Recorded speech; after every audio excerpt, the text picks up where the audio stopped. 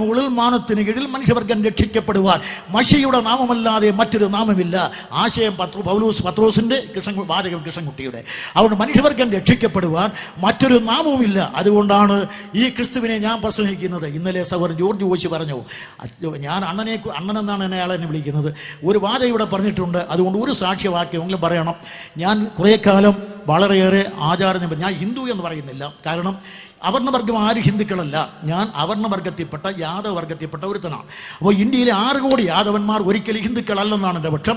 അംബേദ്കറും അത് പറഞ്ഞിട്ടുണ്ട്, ദളിതുകൾ ആരും ഹിന്ദുക്കളല്ലെന്ന്. അതുകൊണ്ട് ഞാനും അതുകൊണ്ട് ഹിന്ദു എന്ന് വാദിക്കുന്നില്ല. കൃഷ്ണനെ ആരാധിച്ചതുകൊണ്ട് ഹിന്ദു ആകുകയില്ല. അങ്ങനെ കർത്താവായ യേശു ക്രിസ്തുവിനെ കുറിച്ചൊന്ന് അംഗീകരിക്കുകയോ പ്രസംഗിക്കുകയോ ഒന്നും എൻ്റെ ജാതകത്തിൽ പോലും ഇല്ലായിരുന്നു.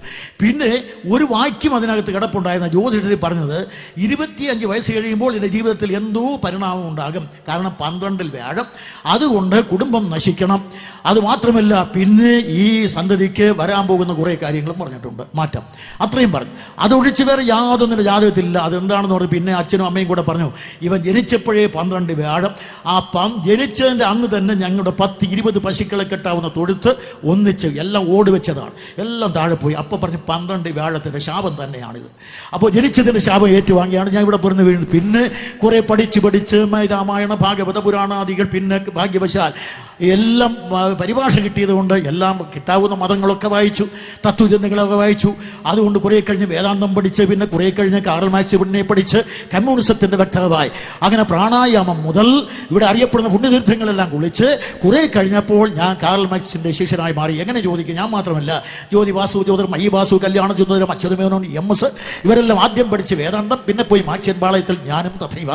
അങ്ങനെ ഞാനും കുറെ കാലം മാക്സിന്റെ അനുയായിയായി. അന്ന് ഞാൻ മാക്സിസത്തിന് വേണ്ടി എഴുതി വെച്ചൊരു മുദ്രാവാക്യമുണ്ട്. ചേർന്നുകൊണ്ട് എന്റെ കൈകൾ നീട്ടിപ്പിടിച്ചു, കൊച്ചു കൈകൾ കുത്തിയിറക്കി പേന.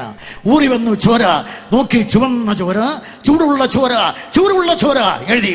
ജീവിച്ചാൽ മാക്സിന് വേണ്ടി, പ്രവർത്തിച്ചാൽ മാക്സിസത്തിന് വേണ്ടി, മരിച്ചാൽ മാക്സിന് വേണ്ടി. 3 വർഷം കൂടെ കഴിഞ്ഞു. ഒരു ക്രിസ്ത്യാനിയുമായിട്ട് ആശയപരമായി ഏറ്റുമുട്ടി. ഞാൻ പറഞ്ഞു, കച്ചവടക്കാരായ ഇംഗ്ലീഷുകാർ കപ്പലിൽ കയറ്റി ഇറക്കുമതി ചെയ്ത യേശു ക്രിസ്തുവിനെ കപ്പലിൽ കയറ്റി തിരിച്ചയക്കും. മാത്രമല്ല, അന്ന് ക്രിസ്തു ശത്രുക്കൾ ഇവിടെ വന്നിട്ടില്ല. ആ സമയത്താണ് ഞാൻ പറഞ്ഞത്, ഈ ക്രിസ്തുവിനെ കപ്പൽ കയറ്റും. ഞാൻ പറഞ്ഞു, ഈ ക്രിസ്തു ഞങ്ങൾക്ക് വേണ്ടേ വേണ്ട, ആക്കവനെ കടൽ കടത്തും, കപ്പൽ കയറ്റുമെന്ന്. പക്ഷേ ഞാൻ സ്വപ്നം വിശ്വസിക്കുകയില്ല, ദർശനം അന്നും ഇന്നും വിശ്വസിക്കുകയില്ല. അതുകൊണ്ട് പ്രിയ സ്വപ്നമൊന്നും കണ്ടിട്ടില്ല ഞാൻ. പക്ഷേ എൻ്റെ ഒരു അശരീയ മനസ്സിൻ്റെ മന്ത്രണം എന്ന് പറയാം. അവിടെ നിന്ന് കേട്ട ശബ്ദം, നിന്നേക്കാൾ വമ്പന്മാർ, കൊമ്പന്മാർ, തമ്പുരാന്മാരെല്ലാം കൊമ്പരച്ച് പരാജയപ്പെട്ട വേദിയാണ് ഇവിടെ. അതുകൊണ്ട് നസ്രായനായ യേശുവിനോട് ആളറിയാതെ ഏറ്റുമുട്ടാൻ പോയി. അങ്ങനെ ഏറ്റുമുട്ടാൻ പോയി. ഒരു 3 വർഷത്തെ നിരന്തരമായ സംഘടനം അതനുഭവിച്ചിട്ട് ഞാൻ വീണ്ടും ഒരിക്കൽ കൂടെ ഇതിനെക്കുറിച്ച് പര്യവേക്ഷണം നടത്തി മതിയാക്കിയിട്ട് ക്രിസ്തുവിനോട് അടിയറവ് പറഞ്ഞു. തച്ചനെന്ന് അതുവരെ വിചാരിച്ചു. പിന്നെ മനസ്സിലായി, ഇവൻ തച്ചനല്ല, പ്രപഞ്ചമെന്ന മഹാസൗധം പടിന്തച്ഛനാണ്. അതുവരെ ഞാൻ മറിയത്തിന്റെ മകൻ, മശിയുടെ യേശുയുടെ മകനാണ്. പക്ഷേ അവൻ മഹാദൈവമാണെന്ന് എനിക്ക് മനസ്സിലായി.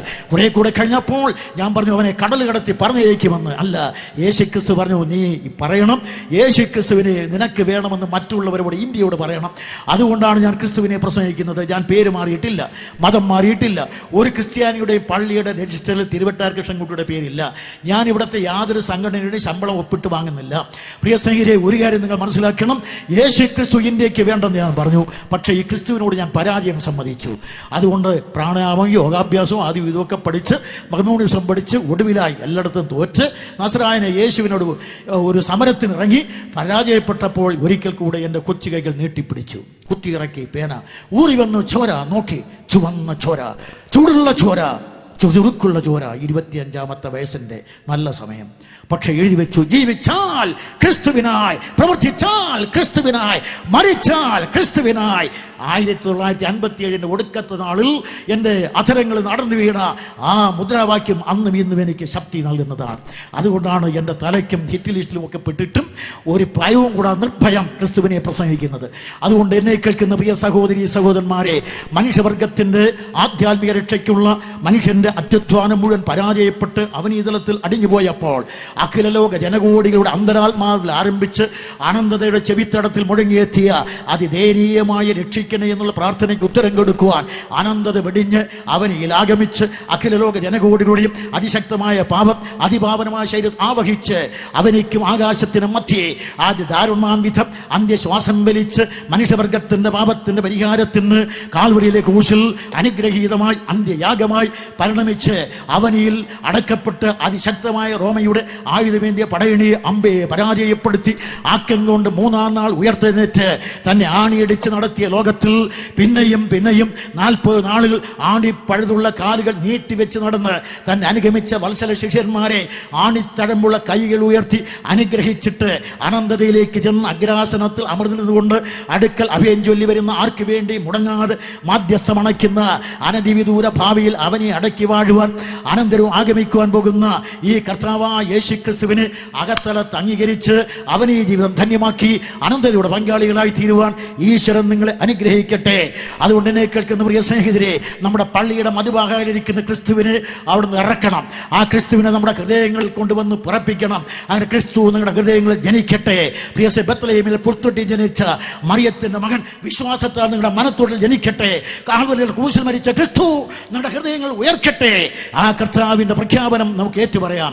ഈ രാത്രിയിൽ പന്തലിന്റെ കീഴിലിരിക്കുന്ന സകല ക്രൈസ്തവരോടും അല്ലാത്തവരോടും ഞാൻ ചോദിക്കുന്നു, ഇതുവരെ ഞാൻ വിശദീകരിച്ചത് യേശു ക്രിസ്തു ഏകരക്ഷിത എന്ന് സമർത്ഥിക്കാനുള്ള കുറെ ന്യായങ്ങളാണ്. വിശദീകരിക്കാതെയാണ് പറഞ്ഞത്. ശരിയാണ്, യേശു ക്രിസ്തു അല്ലാതെ മറ്റൊരു രക്ഷിതാവില്ല എന്ന് ഞാൻ തറപ്പിച്ച് തന്നെ പറയുന്നു.